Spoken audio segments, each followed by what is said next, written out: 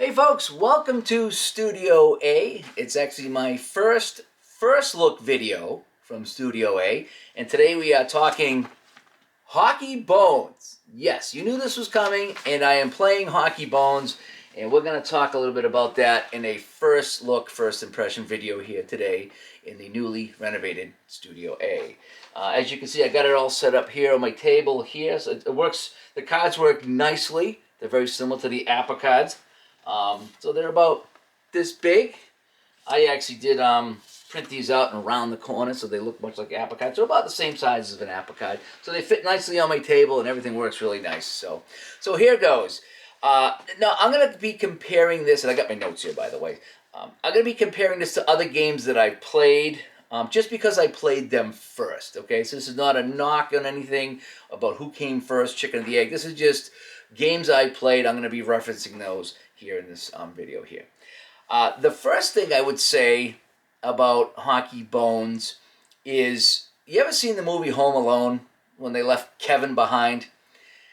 And he had the old neighbor, and he was scared of the old neighbor, and he thought he was a murderer and buried bodies in the whole bit. And it turned out the neighbor saved him from the intruders, and then ended up becoming his friend. And so he was initially scared of the neighbor, and then he realized he had it all wrong.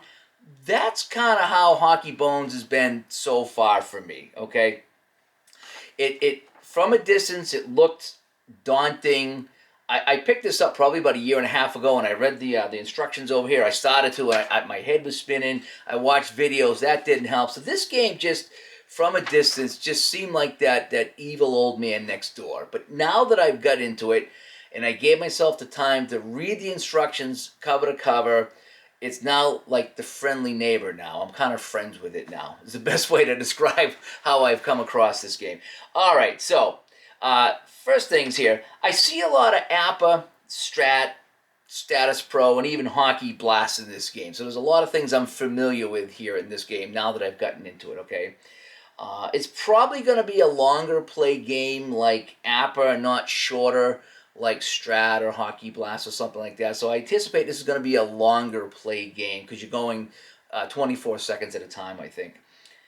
The rules are super clear in the instructions, and that's one of my favorite things about this game, about any game, is when I can read the rules and have a pretty good idea of what's going on after one read through.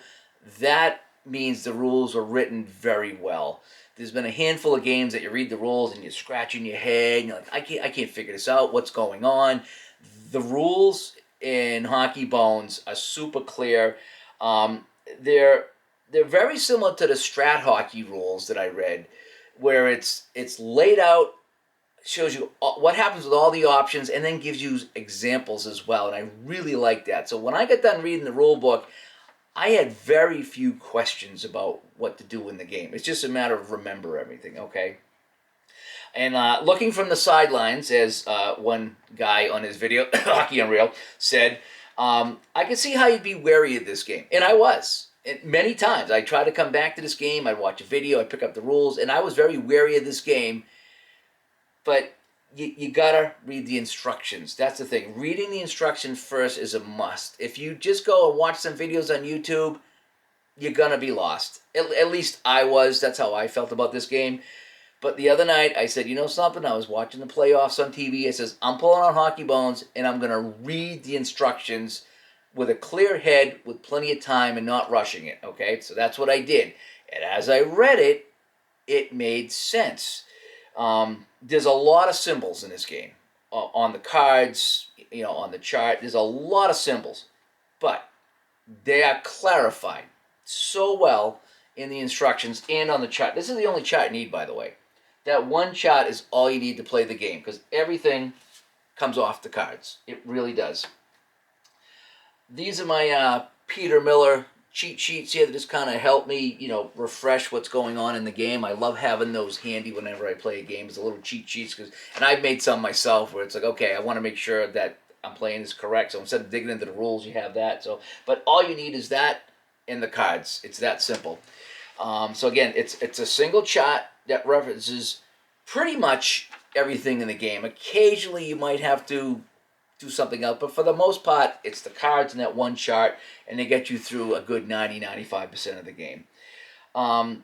As I said, the results are almost always on the player cards with a few exceptions. And they're about the size of an APA card.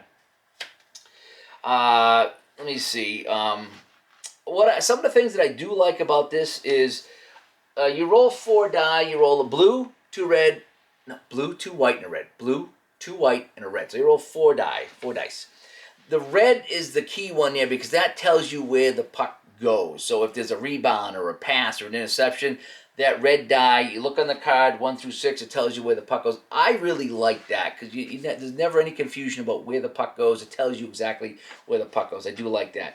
The team defense, okay, that is easier than I thought it was going to be. When I saw people explaining that in videos, I was like, wow, this is nuts. You got numbers and you're subtracting, and it made no sense. But when you read the rules and you play it out, it makes complete sense, especially if you lay it out like this. So I have it laid out, so I got my 3 forwards and my 2D facing each other like you would in a real hockey game. So if a guy on this side takes a shot, then you're going up against the center and the people on this side. So you're going up. So this is the right wing. So you're going up against the center, the left wing, and the left D. So you're going up against 3 guys. Well, those are the 3 guys that you'd be firing at. The other 2 guys are on the other side of the rink. So it made sense when I read that. It's like, oh, okay. I'm only reading 3 guys, but it's the 3 guys that are basically directly in front of me.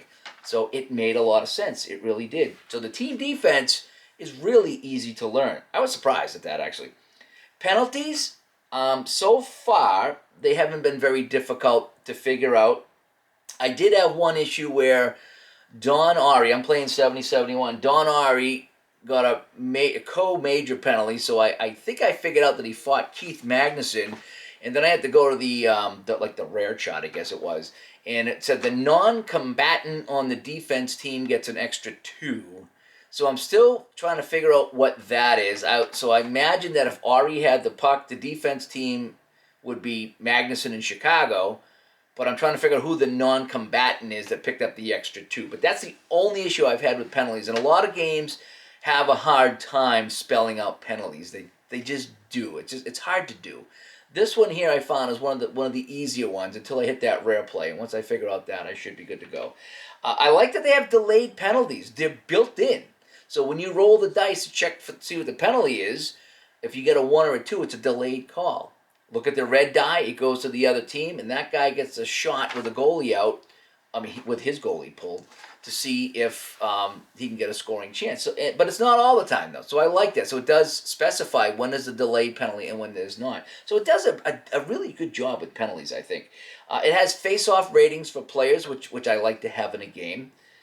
Let's see. Now, the in-range results are very, very different. I don't even know if I want to try to explain them here, but there's 3 numbers. Let's just say it says 2-7 parentheses 3. Okay? It's not 2 to 7. It's 2 is the blue die, 7 is the combination of the white dice, and the number in parentheses is the red die if you need to go that far. Almost similar to if you've ever played Game-Winning Drive by Downey, how if you try to kick an extra point and it's like 11-65 and then in parentheses 22, if you roll and get the 65, the last number, you have to roll again against the number in parentheses. That's kind of how this works. So the first number is the blue die. The second number is the combination of the white die, and if you need the parentheses to determine an in-range, then you got the red die for that. Again, sounds complex. It's very difficult to explain, but once you do it once, it really is easy. It really is. So the in-range results, dice rolls, are very complicated to explain, but once you read it and do it once, it's done. It's a piece of cake. Some other things I like is the PDF cost. It's very affordable. This game is very, very affordable if you get the PDF. And I guess they started just working with drive-through cards. I'm not sure how long ago it was, but you can get the seasons printed at drive-through cards. I'm going to probably pick up a set because I want to see the quality of them at drive-through cards. Because the shootout cards I got from drive-through are fantastic. So I'm going to pick up a season at drive-through cards and see how they look. And the other thing I like about the cards is that there's 1 card per player. And if a player played on multiple teams and they got a combo card, And I do like that. And I know there's many different ways to card players if they played on different teams, but I think having the one card is the best. And that way there you can just put them on whatever team that they're on at the time if you want to do your replay. So there's a lot to like about this game. The one thing so far, and again, I've almost played a full game. And I haven't got stuck, by the way, really. There's only been one or two minor things that I wasn't sure where the puck went. But for the most part, I've been breezing through this game. I really have on my first playthrough. Been pretty impressed with it so far. The one thing that I did dislike compared to other games is that you only get the one rebound shot. So if it's a save and a rebound, you can take the rebound shot, but if it's another rebound, the puck's frozen. I like how APA, Strat, and Hockey Blast do it, whereas you can get rebound after rebound, because that makes it exciting. With shot, save, and another shot, oh, what another save, and they can't clear it, he's going to get a rebound. It's just, you're on the edge of your seat, rolling rebound after rebound, and watching the goalie stand on his head until they finally clear it or he ties it up. That I find to be very exciting. It gets the shot count up a little bit too, because some of these games you can go minutes after minutes with no shots, so this is kind of how you get the shots in. This doesn't have that. You get the one rebound, and that's it. So that's one of my dislikes of the game, I would say. Maybe a homebrew rule, you could ignore that, but it's probably there for a reason, so for right now, that's how I'm going to play it. So, wrapping things up here, I think knowing hockey really helps this game. It makes sense if you know the game, just from some of the shots and some of the things that happen in the game. If you're not a hockey fan and know how hockey plays, this might be a little bit more difficult for you, but if you know how hockey plays and you read this, it really does make a lot of sense, some of the things here in the rules. You have to take the time to read the instructions. There's a lot going on, and trying to explain it on a video, and I give Hockey Unreal and Peter Miller all kinds of credit for trying to show off this game, because after I read the instructions and played a little bit, I went back to their videos and they made complete sense. But they didn't make any sense whatsoever until I read the rules and played it myself. And I went back to their videos to kind of confirm what I thought I knew. But just trying to explain it in a video is going to be tough. I'll try it at some point, but there's so much happening that, again, once you start explaining it, eyes gloss over if you're not used to it. So if you want to play this game, read the instructions first, then go to the videos and follow along with that. It'll make much more sense. And the last question is, will this be a mainstay on my table? Well, that remains to be seen. The good news is I haven't been stuck. I haven't been frustrated. I haven't quit. I'm going right along. I posted a few questions on Delphi that I had about this game, minor things. But for the most part, I am enjoying it. I like that they have a lot of seasons available, especially PDF. And I like the fact that you can order, the cards from drive-thru, which I'm going to do as well. So will this be a mainstay? It's hard to say. I don't know if this will, be my go-to game or not, or if it'll be one that I use in my rotation. But so far, so good. And this was not what I was expecting with this game. Just from, again, watching videos and glancing at the manual, it really was daunting, and I was very wary of it. But once you open it up, again, I've become friends with Hockey Bones. And so I'm hoping I'll be playing a lot of this and enjoying this as well. But only time will tell. So, hey, I'm Dave from brand new Studio A. We'll talk to you later. That's a first look at Hockey Bones. Bye-bye.